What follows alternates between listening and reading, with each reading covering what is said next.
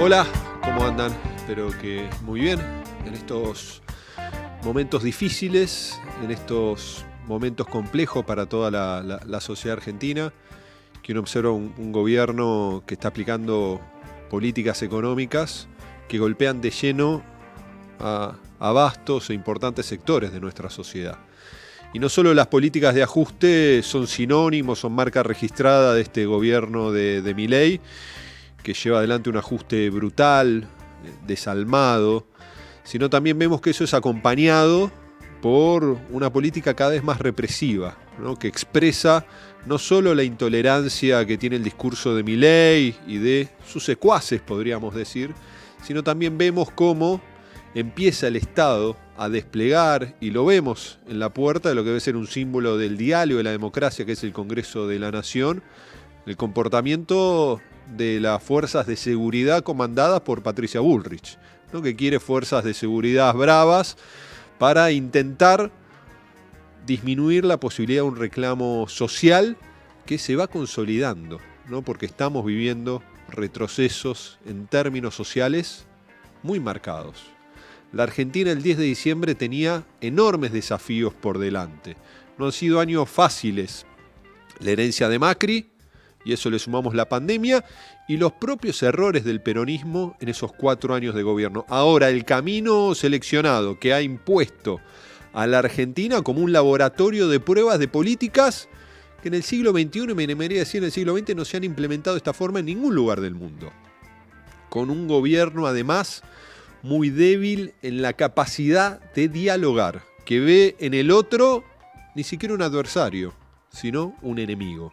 Y vemos que se afianza la política represiva por parte del gobierno, agrediendo a jubilados que solo están pidiendo no perder tanto frente a la inflación.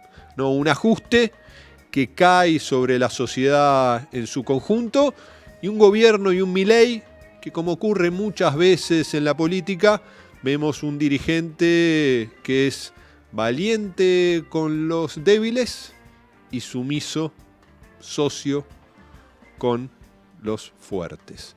Así que bueno, creo que en estos desafíos que tenemos que transitar, para nosotros esta herramienta colectiva que es EVA TV, tenemos que seguir acompañándola, ¿no? Porque es un espacio de discusión, de debate, también de disenso hacia adentro del propio peronismo, pero teniendo claro dónde está la contradicción principal, que no está entre nosotros, más allá que es fundamental fortalecer los espacios en comunes.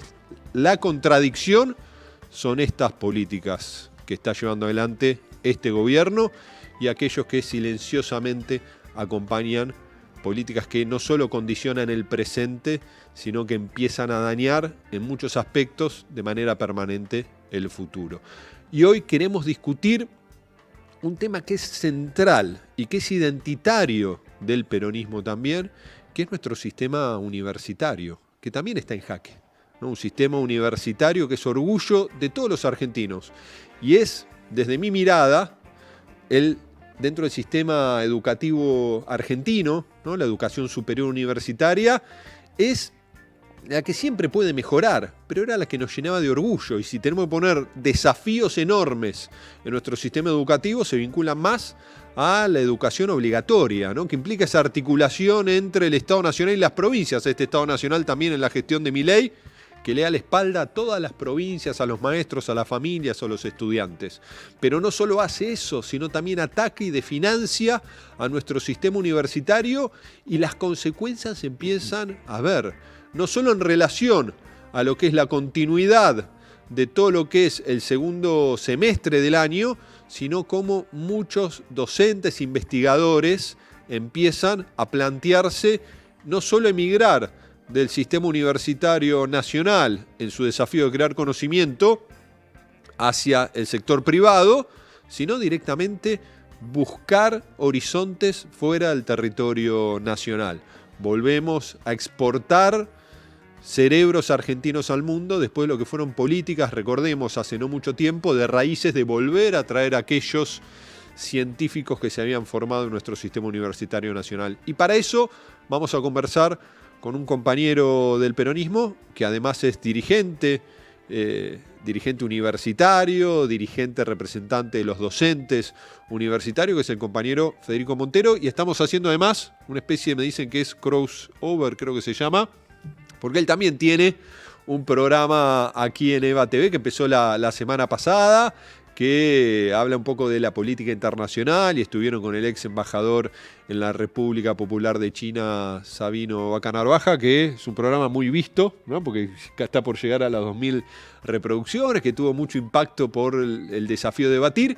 Pero además es importante estar con Fede porque esta idea, ¿no?, de EVA TV surgió a partir de un viaje que compartimos a México, ¿no? A fin del año pasado. A fin de año pasado, cuando nos recibió el entonces embajador Carlos Tomada en sus últimos días como embajador en México, que firmamos un convenio con Morena, y ahí no solo fuimos al Instituto de Formación Política Morena, sino fuimos a un proyecto que es el canal de televisión de Morena, y dijimos, bueno, si Morena está haciendo eso, tenemos que adaptarlo a la realidad argentina, así que con Fede surgió esta idea en el mes de noviembre, fines de noviembre en México, a partir de esa experiencia distinta, pero con la misma finalidad, que es una herramienta de debate, de discusión, y que podamos llegar a toda la militancia política. Así que es un gusto, Fede, que podamos charlar de estos temas, ¿no? Y para romper un poco el hielo, antes de meternos en lo que es tu área de militancia, tu área de profundo conocimiento, que es el sistema universitario nacional, porque lo hemos conversado varias veces, tu reflexión de por qué llegamos al lugar donde estamos hoy, ¿no? ¿Cómo es posible que en esta sociedad que siempre fue rebelde en el desafío de construir mejores futuros, con todos los limitantes que nos encontramos a lo largo de la historia, podamos ser hoy laboratorio de prueba de estas políticas que atacan muchas cosas que son orgullo de todos los argentinos?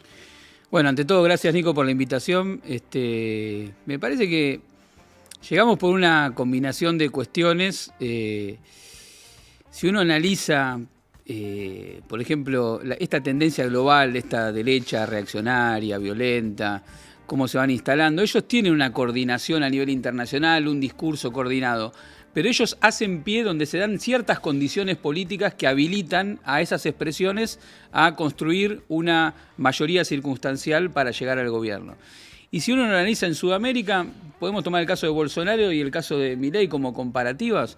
Los dos surgen a partir de una crisis política previa del sistema político anterior. En el caso de Bolsonaro, bueno, está claro que las condiciones políticas que habilitan a que Bolsonaro se haga con la presidencia en Brasil derivan de la persecución contra Lula, el encarcelamiento de Lula, eso va por un andarivel, y el otro andarivel es la crisis de la derecha tradicional empresarial de Brasil, que es el número opuesto de la élite gobernante en Brasil. Cuando se presenta en el escenario electoral imposibilitado Lula de ir como candidato, postulan a Fernando Haddad, un candidato del PT pero débil comparado con Lula, que es el político más importante de los últimos 70 años de Brasil, quizás el político más importante de la historia de Brasil. Todo el poder económico brasileño apostaba por el candidato del PSDB. Ahora, ¿qué pasó? En las encuestas no movía el amperímetro y iba corriendo por un lateral, por la pista de atletismo, ¿viste? La que había ancha, sí, en la cancha de River, ahora no está más. La ocuparon con esos... Dicen que no se ve nada. Esa nueva tribuna que pusieron ahí no se ve mucho. Es el estadio más extraordinario que hay en Argentina. Que es una linda experiencia, es una linda experiencia para estar cerca de la cancha, pero en el último yo he ido, no se ve bien. Por eso. Seamos honestos entre nosotros. Sí, es verdad. En el último no se ve bien, pero ahí que ganó la cancha de River, ya que sacás ese tema, ¿no? Me parece que ganó la cercanía y pasó a ser una cancha que, como otros estadios pequeños de barrio, sí, se vibra, ¿no? Claro, sí. Bueno, sí, lo que tiene bueno, aparte que siempre tiene una temperatura más o menos fresquita, digamos, en el entorno de la cancha, y eso ayuda a porque está en un lugar abierto, claro, donde hay buena circulación de aire. Así es. Bueno, volviendo, entonces, corría por la pista de atletismo lateral Bolsonaro, y en un momento, en el marco de la carrera electoral, terminan, cuando se cae el candidato de la derecha empresarial, le ponen los fierros a Bolsonaro y de esa manera llega al gobierno. No es que no existía un clima social, grupos violentos en Brasil y demás, pero las condiciones de la crisis del sistema político y la persecución y encarcelamiento de Lula hicieron posible eso. Y yo creo que en la Argentina fue bastante similar. Sí, igual compartiendo esto que vos estás planteando, también recordemos, ¿no?, lo que fue el golpe parlamentario, el impeachment a Dilma Rousseff, pero previamente, digo, Mundial, Olimpiadas, había... La crisis del gobierno del PT, con sus bases. Sí, con sus bases, como que también se transformó en parte el PT, que en términos de la dimensión de Brasil es, más allá de la crisis actual del peronismo, siempre fue un partido mucho más pequeño. No es un partido popular como uno imagina lo que es el peronismo en la Argentina. Inclusive el PT siempre ha sido minoría en las cámaras. Digo, el mejor momento, de 500 diputados tenían 92. En el mejor momento. Por eso, digo, y uno ve, es muy fuerte en el norte, pero tiene un marco de mucha debilidad en el centro y en el sur del país. Entonces me parece que a un partido débil, ¿no?, que se sostiene a partir de coaliciones con fuerzas políticas más especulativas, se le sumó el hecho de no darle quizás más impulso, que en eso se puede parecer al gobierno nuestro del 19-23, pandemia de por medio, impulso a las políticas más transformadoras, ¿no?, que como se fue quedando sin combustible en su capacidad de cambio. Yo lo veo, sí, ahí hay una crisis de conexión con la agenda de la base de sustentación del PT que comienza en 2013, 2014, y luego eso es lo que posibilita la destitución de Dilma, porque es cierto que la destitución ilegal en ese juicio político ocurre en el Congreso y ahí es donde se visibiliza a Bolsonaro, que es uno de los que da el discurso felicitando a quien había sido el torturador de Dilma, pero ¿por qué le votan en contra los que antes eran aliados del PT? Porque había perdido la base de sustentación en términos políticos electorales. Y si vamos a lo que nos ocurrió a nosotros durante nuestro gobierno, creo que son casos analogables, donde evidentemente existía, incubado en la pandemia y demás, todo un grupos de odio que producían esa puesta en escena de las bolsas mortuorias, de quemar los barbijos y demás, que iban generando núcleos violentos con discurso de odio. Existía la persecución contra la principal líder política de nuestro país, Cristina, la persecución política, la violencia contra Cristina, que no arrancó con el atentado, ese fue el punto final de una larga escalada de violencia contra Cristina. Existían también el factor de la crisis de representación de nuestro gobierno con su propia base electoral, que se había manifestado ya en las elecciones de medio término. Esa parte de la historia por ahí la tenemos más conocida, pero también existía la otra parte, que es la crisis del macrismo, digamos, la crisis de Juntos por el Cambio, que sus internas, su discusión, halcones, palomas, ¿te acordás? Sí, y la crisis de los no resultados, ¿no? Para decir una manera, donde la sociedad dice, del 2015 al 23, el dato objetivo, más allá de que los procesos políticos son distintos, digo, la responsabilidad de Macri a partir de la llegada del Fondo Monetario Internacional, de cómo encorsetó la capacidad de respuesta y nuestra incapacidad de salir de ese acuerdo de una manera mucho más novedosa, mucho más audaz, llevó a que del 2015 a 2023 el resultado en términos de mejora de la calidad de vida de la sociedad fue negativo. Por eso, creo que ahí tenemos entonces la variable cómo está la gente, está peor con un gobierno que había prometido estar mejor, parecida a la de Brasil. La variable persecución política, hostigamiento, odio sobre el principal liderazgo político, ¿ya? La variable de proscripción, se la condenó a Cristina, digamos, no se la encarceló porque, bueno, tenía un apoyo popular, pero recordemos que eso pudo haber acontecido en la Argentina. Pero también la variable de que le ponen una fichita al que venía corriendo por la pista de atletismo lateral de la cancha, ¿no? Y en un momento dado, cuando se queda Patricia Bullrich, queda tercera, claramente se vuelca todo el sentimiento antiperonista, todo el discurso de odio construido, con el sistema electoral que existe en la Argentina, que es la segunda vuelta, los politólogos dicen que es una fábrica de construcción artificial de mayoría, porque uno la tenés, se construye artificialmente una mayoría electoral que no existe en la sociedad, esa mayoría social. Bueno, esa es la manera que llegamos hasta acá. Entonces, creo que la crisis es la crisis de los proyectos populares, pero también la crisis de una forma tradicional de representación política de los intereses de las élites, de la derecha tradicional, son lo que explica cómo llegamos hasta acá. Y me parece que la tarea para adelante es reconstruir la representación de los sectores populares a través de, bueno, un programa político que nos dé respuesta en lo inmediato frente a lo que estamos aconteciendo, frenar esto y mostrar alternativas de que esto se podía resolver de otra manera, que no hacía falta el sufrimiento que estamos viendo de los jubilados, de los maestros, de los sectores populares, de los comedores que no les llegan la comida, no hacía falta esto, sino que se montaron sobre ese descontento para poner un programa que viene a terminar la tarea que comenzó con la dictadura, que se intentó profundizar durante el menemismo y el macrismo, y que es la tarea que le encomienda el poder económico en la Argentina a Milei, que es liquidar la perspectiva de un peronismo con posibilidad de transformar la Argentina. Ahora, 3 momentos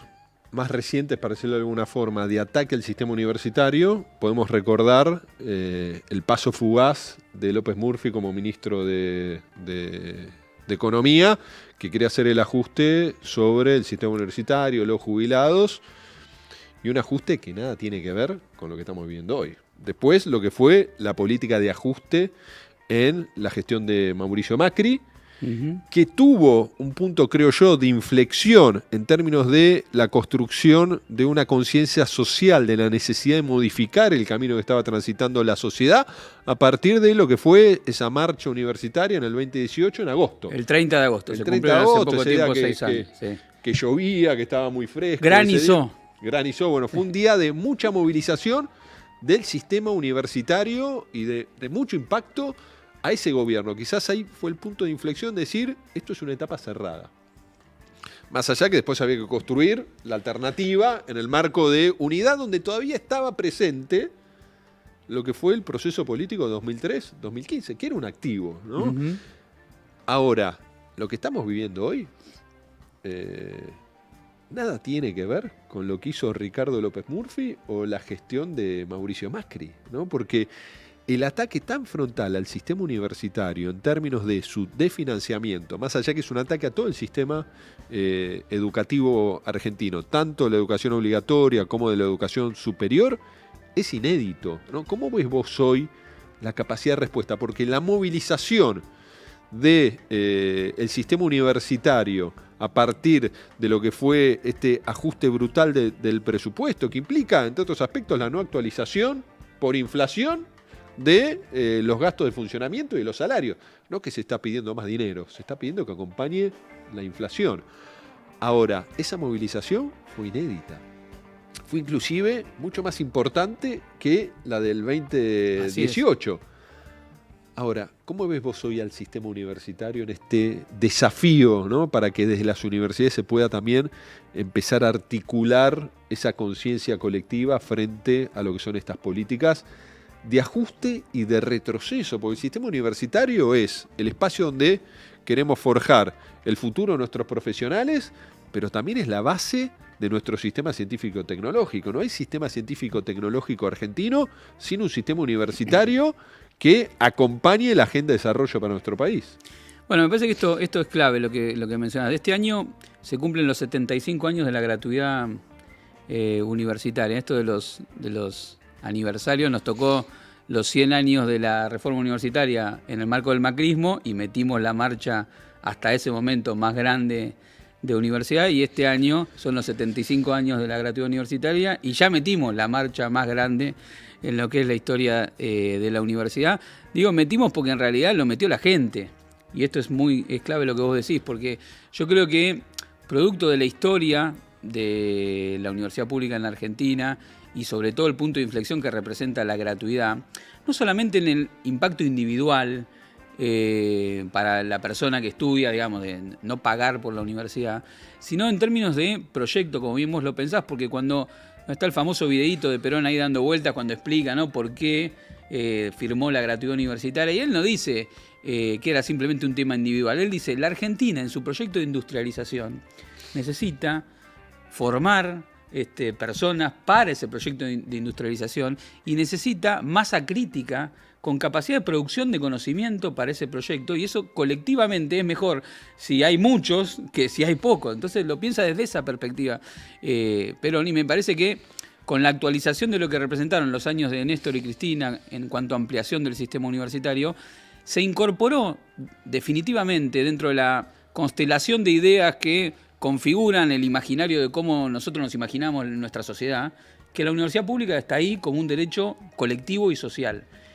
Y de la mano de eso, la incorporación a cursar en la universidad de un pibe y una piba en Florencio Varela, que antes se tenía que tomar el colectivo o dos colectivos para llegar a una sede de la UBA, o el tren Roca, llegar a Constitución, después el subte, etcétera, o en José Cepaz, o en Villa Mercedes, o en Tierra del Fuego. Bueno, por recordar algunas de las universidades que se crearon sobre todo durante el gobierno de Cristina, y a la vez la incorporación de muchos jóvenes graduados investigadores a la docencia universitaria. Eso fue creando como un nuevo sujeto político en la universidad. Y eso es lo que explica la movilización en la universidad, que son personas que accedieron a estudiar en la universidad, familias que tienen, hoy casi todas las familias de la Argentina tienen a alguien, si no es el hijo directo, un primo, un tío que está en la universidad cursando, y sobre todo un activo militante de docentes y no docentes que se incorporaron una nueva generación en la universidad con esta impronta que le dieron de ampliación del sistema universitario durante el gobierno de Néstor y Cristina. Es decir, se identificaron políticamente con el proyecto de universidad, además de política y partidariamente, digamos, ¿no? Y eso me parece que es la clave de que exista un núcleo dentro del sistema universitario que está muy firme en la vocación de plantarse, no dejarse llevar puesto por la oleada liberal que nos toque, Macri, Milei y demás, y a su vez también poder interpelar al conjunto de la sociedad, porque están estas dos dimensiones. Nosotros cuando asumió Milei, el 4 de enero ya habíamos convocado en Conado una reunión para conformar el Frente Sindical de las Universidades Nacionales, que es todos adentro, sabiendo lo que se venía, ya lo sabíamos, lo sabíamos de antes, por eso hicimos campaña, digamos, ¿no? O sea, amplia en el marco universitario para tratar de apostar por una alternativa a esto que prometía Milei, que era motosierra, y es lo que está haciendo. Y esa capacidad, me parece, de construir un marco de unidad desde lo sindical, con los rectores, con los estudiantes, pero no para defender corporativamente que a nosotros nos vaya bien y que los demás, bueno, vamos a ver cómo se arreglan, sino interpelar a la sociedad para decir, bueno, che, la universidad pública es demasiado importante para que quede en manos solo de los universitarios. Y creo que la sociedad respondió haciéndose cargo de eso y quizás también expresando, como había sucedido en 2018, muchas otras descontentos políticos a través de la marcha de la universidad. Sí, y en esto que vos planteás, ¿no? Porque me parece que el ataque al sistema universitario, el desprecio al sistema universitario nacional, implica, entre otros aspectos, primarizar la posibilidad de desarrollo de la Argentina, ¿no? Porque uno habla, por ejemplo, de todas estas empresas de base tecnológica que se crearon en la Argentina. Para poner un ejemplo, Globant. No, Globant, más allá del esfuerzo y el talento de quienes pusieron en funcionamiento esa compañía, que hoy cotiza en la bolsa de los Estados Unidos y debe tener, no sé, 5.000, 6.000 trabajadores en todo el mundo de base tecnológica, son egresados de universidades nacionales. Y el puntapié inicial también se lo dio la ley de software. O sea, totalmente. Dos decisiones estatales. Como Mercado Libre. Como Mercado Libre. Necesita un marco de continuidad, ¿no? Entonces, ¿cómo pensamos que podemos construir futuro destrozando nuestro sistema científico-tecnológico y nuestro sistema universitario? Yo siempre recuerdo que en la campaña del 2019, cuando viajé a Córdoba, me junté con el rector de la Universidad Nacional de Córdoba, con Jury, ¿no? Jury, hablábamos de López Murphy, era el ministro de Educación. Exacto. Cuando se hizo el ajuste, López Murphy renunció, ¿no? Y después creo que fue nuevamente rector de la Universidad Nacional de Córdoba. Y él me decía, mira, cuando se instaló Motorola en Córdoba, estaba compitiendo Córdoba con varias ciudades del sur de Brasil. ¿Y por qué se instaló en Córdoba? Se instaló en Córdoba por la Universidad Nacional de Córdoba. Digo, es el impacto que tiene, no solo en el corto plazo, a partir de la formación de profesionales, sino la inserción de todo lo que genera la universidad en la matriz productiva, en reconfigurar la agenda de desarrollo. Todavía no lo observamos en muchos lugares. Las universidades, esto que vos planteás, hoy que Argentina tenga al menos en cada provincia una universidad nacional, además de la UTN, ¿no? Que Sí. es una universidad que está diseminada en todo el territorio nacional, es un activo inconmensurable de la posibilidad de desarrollo que tiene nuestro país. Ahora, el ataque de estos libertarios a desfinanciar, porque hay cosas para mejorar en el sistema universitario, siempre hay cosas para mejorar y podemos discutir muchas de ellas. Ahora, nada se mejora a los hachazos, nada se mejora generando un marco de incertidumbre estructural en nuestro sistema universitario, donde ya vemos que empiezan a emigrar docentes, investigadores, y no solo a las universidades de élite de gestión privada, sino muchos se van al exterior. Sí, mira, el tema de la universidad es, para las grandes potencias que admira nuestro presidente Milei, es un tema es una cuestión de seguridad nacional.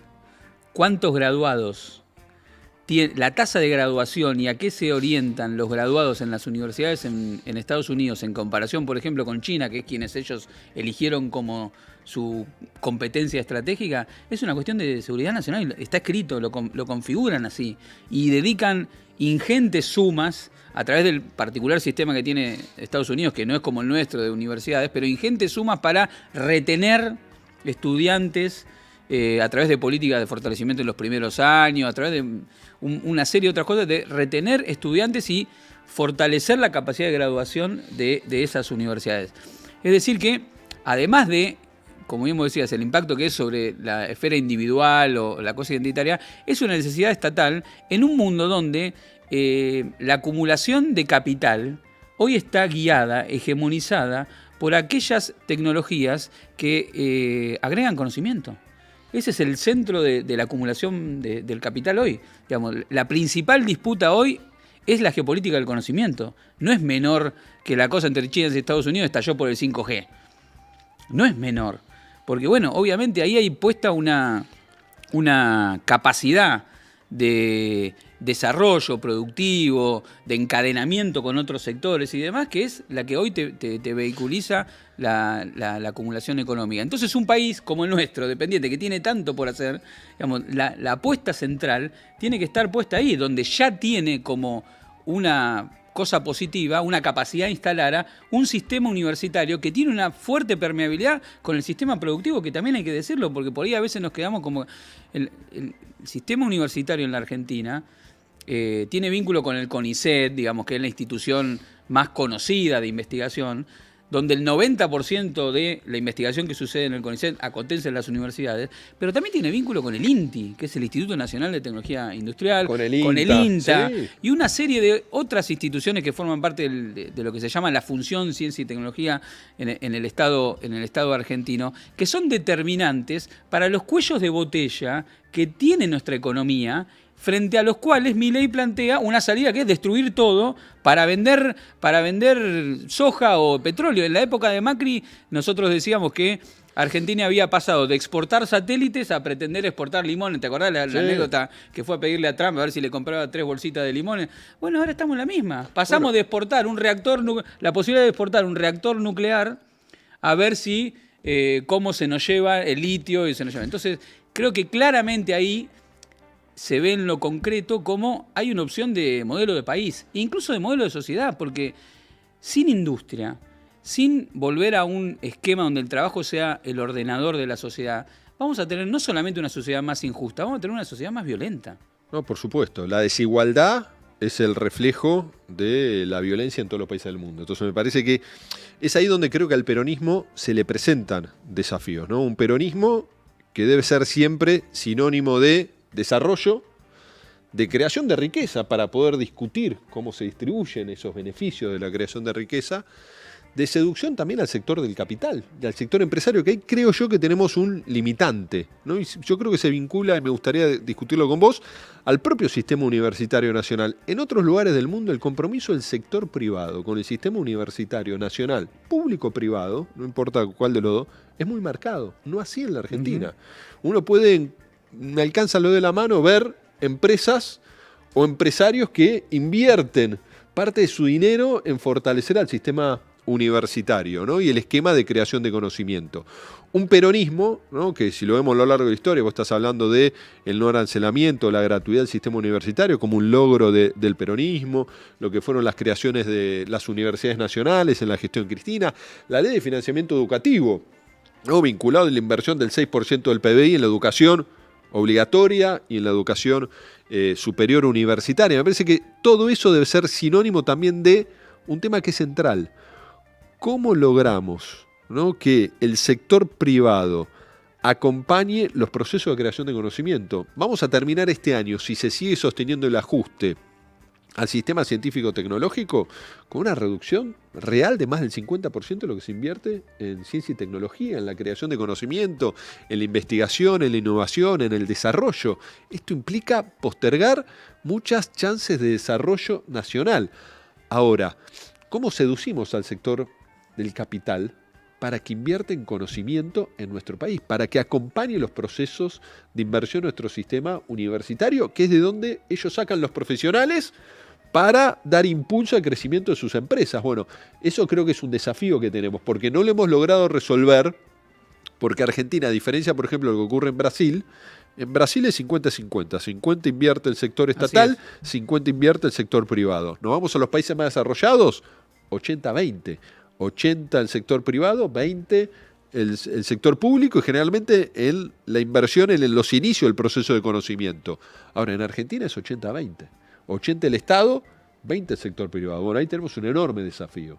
Sí, yo creo que tiene que ver con las características, no, las generalizaciones son injustas, ¿no? Pero tenemos una clase empresarial que le cuesta, digamos, asumir la función tradicional que se le asigna a los empresarios, a la burguesía, de conducir el proceso de acumulación económica y demás. Bueno, eso es lo propio de todos los países dependientes como el nuestro, y ahí es donde aparece el rol del Estado, desde la doctrina, desde la historia, digamos, en el caso de la Argentina, el peronismo, pero lo podemos verificar en todos los demás países. Y me parece que hay un tema cultural a trabajar, digamos, ¿no? Porque puede haber incentivos económicos, que debería haber a través de los sistemas de impuestos y demás, pero hay un tema de que las empresas en Argentina no invierten mayormente, en términos de promedio, como bien vos decías, no hacen esa inversión porque, digamos, yo creo que en parte es un tema cultural de cómo es la élite dirigente en la Argentina, y por otro lado también es un tema de que dan por hecho que existe, digamos, que está garantizada un sistema universitario que te provee, digamos, ¿no?, de profesionales y demás. Y yo creo que, como bien vos decís, en el mundo en que se viene, nosotros necesitamos fortalecer esa alianza entre el sector del capital, el sector del trabajo y el Estado, porque es un mundo mucho más de predación. Por eso que te decía, la competencia en términos de los procesos de producción de conocimiento son cada vez más fuertes, y el salto, el diferencial que tiene que escalar una industria que produce algo en la Argentina en comparación con el estándar internacional es cada vez mayor, y la solución está ahí, en la agregación de conocimiento en ese proceso. Entonces me parece que eso es clave. Lo que pasa es que lo determinante es el rol del Estado. Lo determinante es el rol del Estado. Incluso en las experiencias comparadas. Si vos analizás Google, si vos analizás Amazon, si vos analizás todas las SpaceX, la de mandar los cohetes a la luna de nuestro amigo ahora Elon Musk, todas arrancaron con ingentes fondos públicos, por supuesto, que luego después sí se fueron encadenando para generar un negocio para las empresas.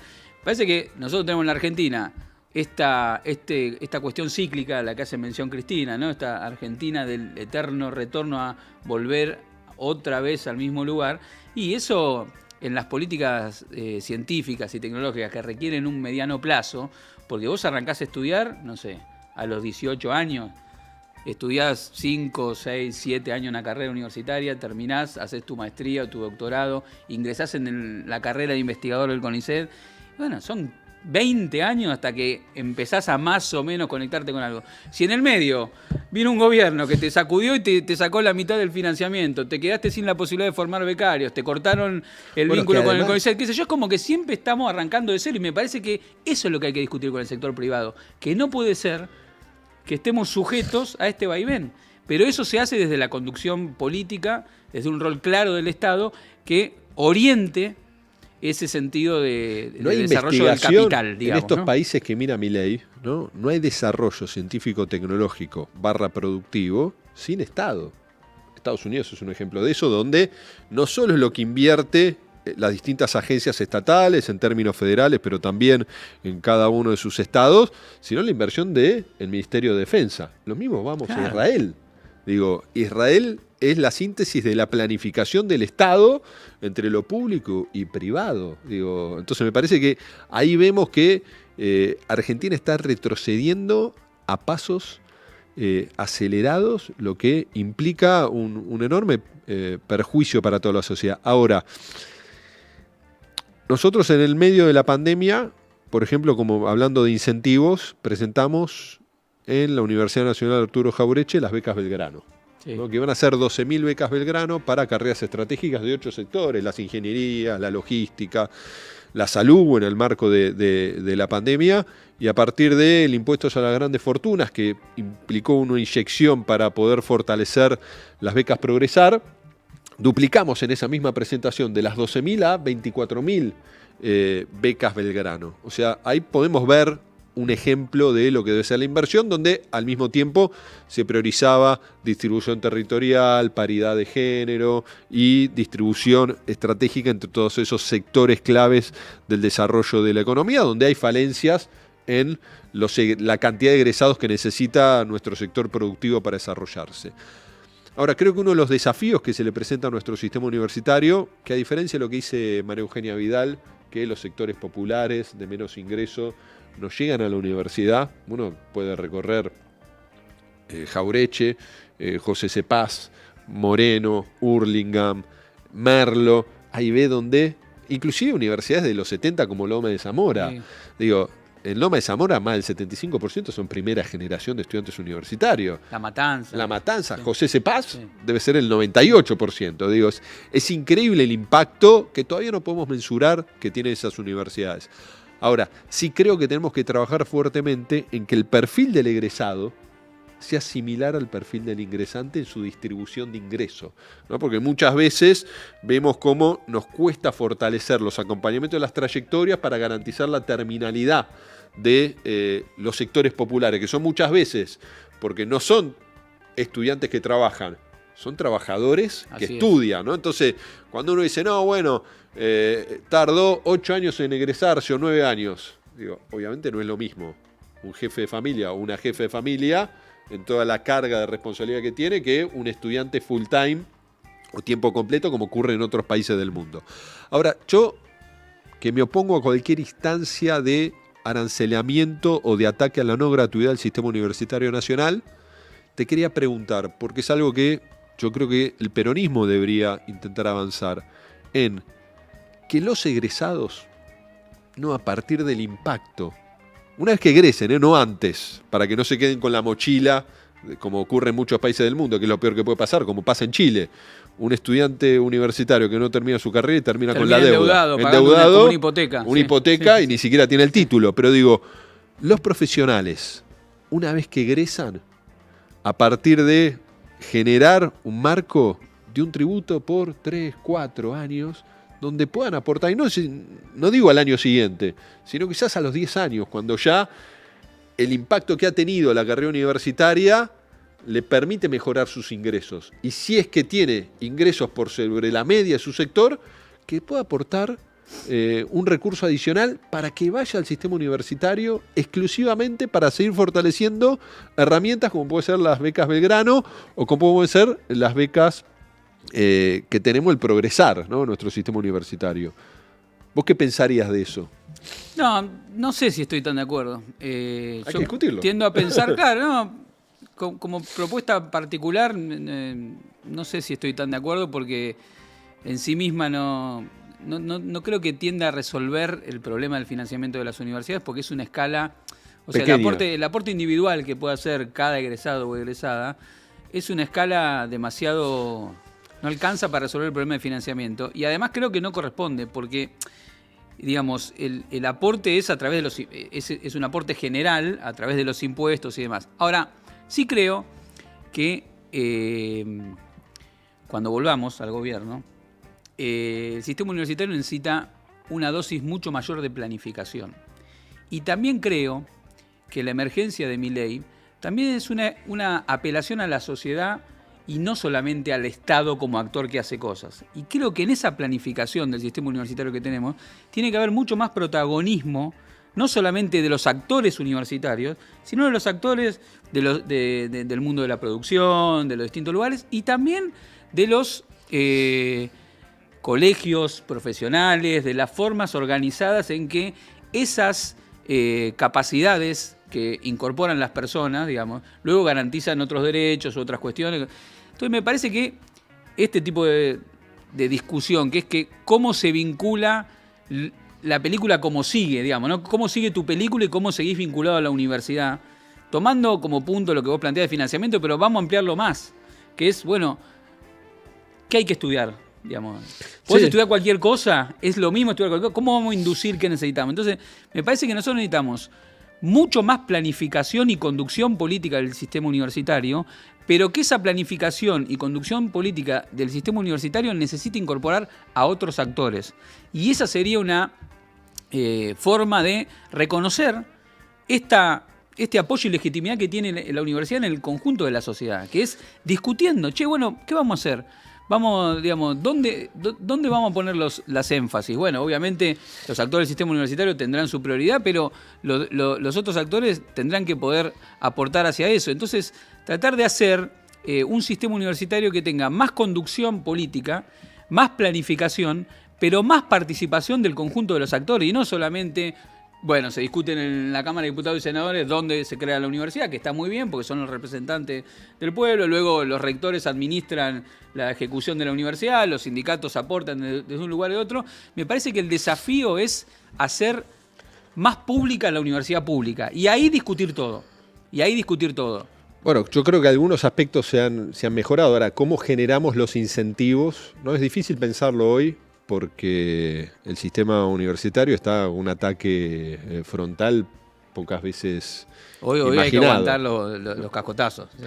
Pero en el marco de decir, bueno, ¿cuáles son las carreras que necesitamos? ¿No? Y ahí también tenemos que ser claros que hay muchos intereses, inclusive de los colegios, claro, que aglutinan a los profesionales que no quieren que se cambien, ¿no? ¿Cómo vamos actualizando los planes de estudio? Que la CONIAU lleva adelante un trabajo, sí. La verdad que muchos cuestionaban la CONIAU en su momento de creación como una herramienta del Banco Mundial, pero que fue ganando un marco de legitimidad, ¿no? y de mejora y de construcción de estándares para la mejora de la formación de nuestros docentes, de nuestros futuros profesionales, pero genera también muchas veces una temporalidad distinta a lo que exige muchas veces la realidad, ¿no? Cómo aceleramos ese proceso de vinculación y cómo, en ciertos casos, la autonomía del sistema universitario, no implica que sea eso una herramienta para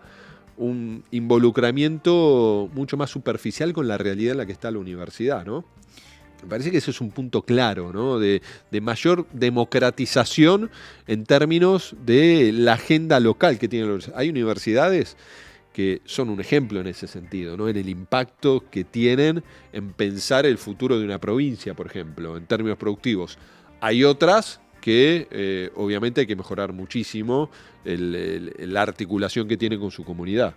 Totalmente. Aparte de la autonomía, no puede ser una patente de corso para hacer cualquier cosa en la universidad. Ese no es el concepto de autonomía que surge de la reforma universitaria y no es el concepto de autonomía que ha recorrido a lo largo de la historia, digamos, la vida política de las universidades en la Argentina. Y otra cosa más, si hay una amenaza a la autonomía de las universidades hoy, es el de financiamiento y el horizonte de arancelamiento que le quiere poner este gobierno. Porque entonces la autonomía no es respecto del Estado, respecto del gobierno, es la autonomía respecto de los intereses que van a orientar esas líneas de producción de conocimiento. Porque yo te digo, bueno, Nico, tus gastos son 100, te doy 20 y fíjate cómo te arreglás. Y bueno, vos vas a tratar de salir a acomodarte ahí. Ahora, la planificación de la producción de conocimiento va a estar dada por de dónde consiga el financiamiento. si el financiamiento te lo garantiza el Estado, la planificación va a estar garantizada por un proyecto nacional. Entonces me parece que la cuestión de la autonomía, hoy hay que pensar en relación a si te financian vas a estar más sujeto al interés que te ponga la guita. Y una cosa más que quiero decir. En esto de la planificación, nosotros no necesitamos solamente más financiamiento. Necesitamos que el sistema universitario tenga metas. Metas. Es decir, nosotros necesitamos duplicar la cantidad de estudiantes en las universidades en 10 años. No mantenerlo como estamos. Duplicar. Y en unas carreras... Y no duplicar en cualquier cosa. En unas tenemos que cuadruplicar y en otras no necesitamos más. Y tenemos que duplicar la cantidad de magíster en determinadas cosas, de doctor en determinadas otras. Y de eso te quería preguntar, ¿no? Porque tenemos un sistema universitario nacional que es gratuito en el grado y arancelado en el posgrado, ¿no? Así es. En la inmensa mayormente, hay excepciones, ¿no? Pero mayormente. ¿Eso no debería haber que reverlo de alguna forma? Sí, nosotros creemos que en el marco de una discusión de la planificación del sistema universitario hay que tomar la formación de posgrado como un elemento estratégico para la producción de conocimiento. Y en ese marco ver cómo se garantiza que esa formación de posgrado sea accesible también para las grandes mayorías de la población, porque hoy obviamente con el título de grado no alcanza para las exigencias que hay en determinadas áreas de conocimiento. Por eso digo... estamos en una crisis tan grande, estamos en un momento de tanta defensiva, donde discutir esto pareciera que, bueno... Sí, sí, hay que pero nosotros igual, tenemos que discutir, yo estoy de acuerdo, digamos, nosotros tenemos que ser totalmente, digamos, no dejarle pasar una al gobierno y activar a la comunidad universitaria y apelar a la sociedad para defender esto, pero ponerle un horizonte de futuro y de perspectiva que... es retomar el camino que teníamos de cara a las nuevas condiciones que se nos presentan frente a estos desafíos. Entonces, el tema de los posgrados es una recontradiscusión. Tenemos que tener objetivos estratégicos en términos de cuántas personas necesitamos formar en determinadas áreas para hacer determinadas tareas. Y eso tiene que estar garantizado también el acceso a todos los sectores. Por lo menos empezando en lo que deben ser las áreas de vacancia o de formación indispensable para el desarrollo, que tengan un marco de gratuidad. Totalmente. No necesitamos quizás tener doctores en Derecho, para ser un ejemplo, pero sí necesitamos maestrías, doctorados, especializaciones en sectores estratégicos donde no estamos teniendo la capacidad de seducción. Ojo, se vincula, por supuesto, a lo que es el direccionamiento de las ciencias básicas, las ciencias duras, desde la educación obligatoria. Y te digo más, hay que ser más creativo también con los modos de organización de los trayectos académicos y de formación de posgrado. Porque nosotros, digamos, como proyecto político, creamos muchas universidades, ampliamos el acceso y demás, pero nos cuesta meternos en la caja negra, ¿no? de cómo funciona eso, que es la dinámica académica, la de investigación, y quizás lo que hoy ciertas áreas del conocimiento necesitan no es un doctorado tradicional. No, una especialización o un... Y esto ya lo inventó el peronismo, porque la Universidad Obrera Nacional, de la que es heredera la Universidad Tecnológica, no era una universidad tradicional, sino que el peronismo supo adaptar, no solamente la gratuidad, sino que supo adaptar el modo de producción y formación a la realidad de la Argentina de industrialización de ese momento, por el cual vos trabajabas en un taller, cursabas unos años en la Universidad Obrera, el caso del papá de mi mamá, mi abuelo. Terminó siendo técnico en elaboración de petróleo y con un muy alto puesto en YPF, digamos, ¿no? en el siglo XX. Arrancó de abajo y trabajaba, después cursaba, y fue recibiéndose así. Entonces, bueno, me pero parece eso es un tema central. Pero hoy tenemos que volver a eso. Sí, pero, no tienen que ser solamente crear universidades con el modelo de universidad que se supone que es el que tiene que ser, sino que tenemos que animarnos a dar la discusión sobre cómo hay que formar hoy, cómo son los trayectos y cómo se integra con el mundo del trabajo sin caer en empleados baratos para las empresas. No, pero ni hablar, ¿no? Por supuesto. Pero es también democratizar la academia en términos del chip que tiene que tener puesto en la cabeza, que no son una élite iluminada, ¿no? Y que muchas veces se termina desmereciendo el conocimiento de base a partir del ejercicio del trabajo. Y eso pasa también en el sistema científico-tecnológico. Pero lo que pasa es que la realidad ya está pasando. Sí, pero veces lo combaten, porque las ingenierías, un montón de estas carreras... No es solamente un tema económico, es un tema de cómo preservo el capital cultural que me hace a mí diferente claro, en el estatus reconocido como que tengo un conocimiento mayor al tuyo. Y en realidad, cuando vos analizás cómo se forman las personas que hoy se desempeñan en lugares vinculados con la tecnología y demás, sí es cierto, fueron a la universidad, sí es cierto, atravesaron algún proceso de formación de posgrado, pero no tienen un doctorado.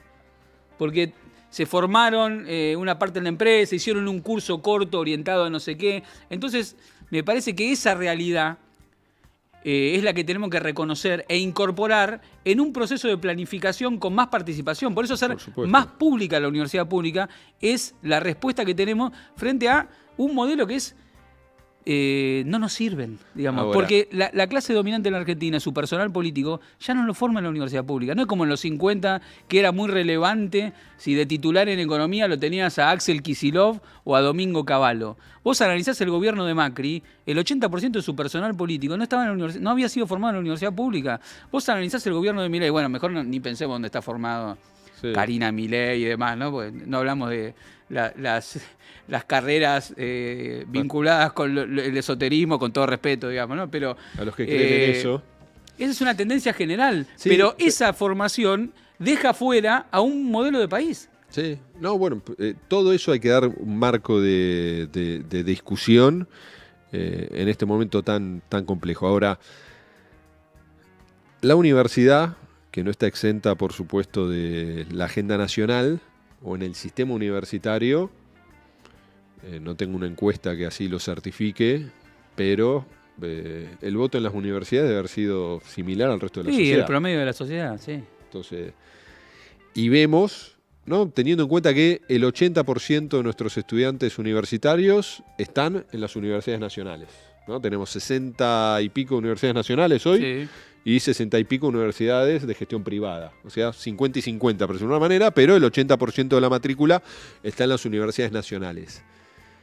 ¿Qué reflexión deben estar transitando hoy, ¿no?, esos estudiantes que quizás con enojo, inclusive muchas universidades que existen a partir de lo que fueron decisiones políticas? Porque ninguna universidad se creó por obra del Espíritu Santo. Fueron decisiones políticas. Como hubo gobiernos que impulsaron universidades, otros gobiernos la desfinancian. Bueno, toda esa población, todos esos estudiantes, ¿qué pensás que están reflexionando hoy? No, todos esos estudiantes vinieron a la marcha del 23 de abril, la gran mayoría, aunque votaron a Milei, y tienen me animo a decir, sin ninguna encuesta que lo respalde, que tienen un respaldo al concepto de universidad, pero necesitan ser convocados, un espacio de discusión, un espacio de acumulación, que los represente de alguna manera en términos de aspiración política, personal, familiar, individual, y me parece que las condiciones de crisis a la que nos está llevando el gobierno está conmoviendo esas conciencias. Participaron de la marcha, ven que le pegan a los jubilados, por ahí se identifican con la situación de la abuela y lo demás, y quizás se comienzan a dar cuenta que la chocaron cuando votaron. Ahora, me parece que la responsabilidad está de nuestro lado. Ponerle por delante una perspectiva de decir, nosotros vamos a defender esto porque es importante para el país y te proponemos un horizonte, una perspectiva futuro de hacer las cosas de otra manera. Basado en la experiencia de que nosotros lo pudimos hacer de otra manera, en otro momento, basado en la conducción política del espacio del peronismo ampliado, que tampoco hay que hacer un peronismo atávico, de ir a medirle a cada uno, digamos, ¿no?, sino que abierto a las nuevas expresiones sociales, populares y demás, con una conciencia nacional clara, basado en la figura de Cristina, pero no como principio y final del recorrido político, sino como factor ordenador de la política, expresión de la representación de los intereses populares más importante en los últimos años en la Argentina, al interior del cual podamos discutir todo. Yo creo que esos pibes que quieren discutir, algunos capaz más, algunos capaz menos, que se movilizaron, están disponibles para ser interpelados. Y yo le tengo mucha confianza al pueblo argentino. Es un momento muy difícil, pero yo le tengo mucha confianza al pueblo argentino, mucha confianza al peronismo, de que vamos a encontrar una forma de salir, y va a ser con esos pibes, con una parte importante de esos pibes que están en la universidad pública, que votaron a Milei, pero que empiezan a ver que no va por ahí. El desafío es de la política. ¿Cómo conducir eso?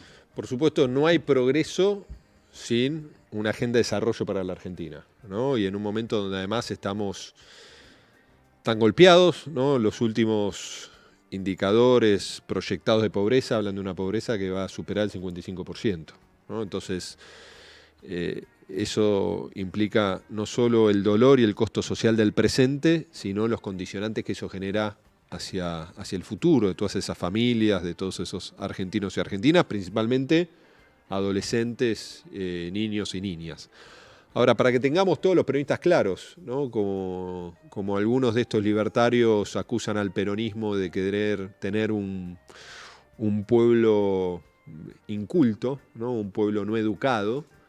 Recordemos, ¿no? El peronismo es este movimiento, como todo movimiento político, ¿no? Que ha tenido claroscuros a lo largo de su historia.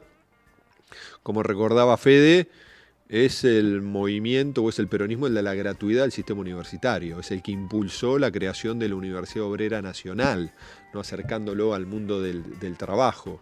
Es el peronismo el que creó todas estas universidades que impactan cuando uno las recorre, no solo en el conurbano, sino en cada provincia argentina, donde vemos que hay miles, millones de jóvenes, de trabajadores y trabajadoras que ingresan a la universidad gracias a la creación de esas universidades. Es el peronismo el que impulsó las becas Progresauro, las becas Belgrano, la asignación universal por hijo, la ley de financiamiento educativo que llevó a todos a que en el 2015 se invierta el 6% de nuestra riqueza. Solo un año logramos cumplir ese objetivo entre todos y todas de nuestra riqueza en el sistema educativo, ¿no? Que es condición indispensable pero no suficiente. Es el peronismo el que quiere una agenda de desarrollo. Es el peronismo que debe construir una agenda de futuro frente a todo este momento de dolor para poder interpelar no a los que piensan como nosotros, sino para intentar generar una conciencia común que abrace a aquellos que legítimamente estuvieron enojados con nosotros porque como movimiento no le dimos lo que estaban esperando, que es algo muy sencillo, vivir todos los días simplemente un poquito mejor. La sensación que recuperó para todos los argentinos Néstor Kirchner, que fue muy importante, pensar que nuestros hijos iban a estar mejor que nosotros. Así que bueno, eso es lo que queremos discutir aquí en Peronismo en Construcción, y hoy nos dimos el lujo de debatirlo, discutirlo con Fede, que es, además de un militante político, un dirigente de los docentes de las universidades nacionales argentinas. Así que gracias, Fede, por acompañarnos. No, gracias a vos, Nico. ¿Algo para cerrar? Sí, lunes a las 20 horas, tercera posición. ¿Y quién va a estar el lunes? El próximo lunes vamos a tener a Germán Montenegro para discutir el tema de las Fuerzas Armadas, la geopolítica de la defensa.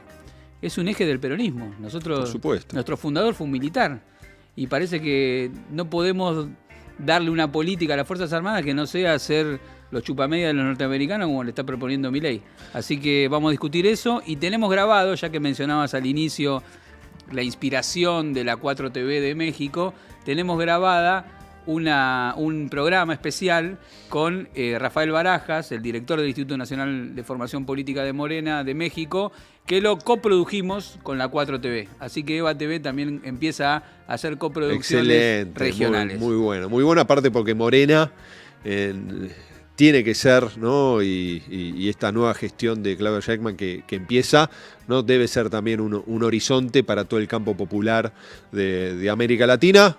En esto que debaten ustedes, ¿no? En este continente latinoamericano en disputa, ¿no? Que no son tiempos complejos, ni para los argentinos, ni para los latinoamericanos en este mundo convulsionado. Así que gracias, Fede, los invitamos a ver el lunes también el programa y que nos sigan en Eva TV y como decimos siempre, ayúdennos a multiplicar este canal colectivo, este canal federal con programas de distintas provincias que se va consolidando. Ayúdennos a que sigamos discutiendo no solo el presente, sino lo más importante, cómo imaginamos un futuro mejor. Suscríbanse en YouTube, al canal Eva en Vivo, nos pueden seguir en X, nos pueden seguir en Facebook, en Instagram, en TikTok, pueden entrar a evatv.com.ar, suscribirse y aportar dinero para ayudar a sostener este proyecto colectivo. Así que gracias a todos por acompañarnos, por seguirnos y a seguir defendiendo lo que creemos, que la verdad está siempre del lado del peronismo. Muchas gracias.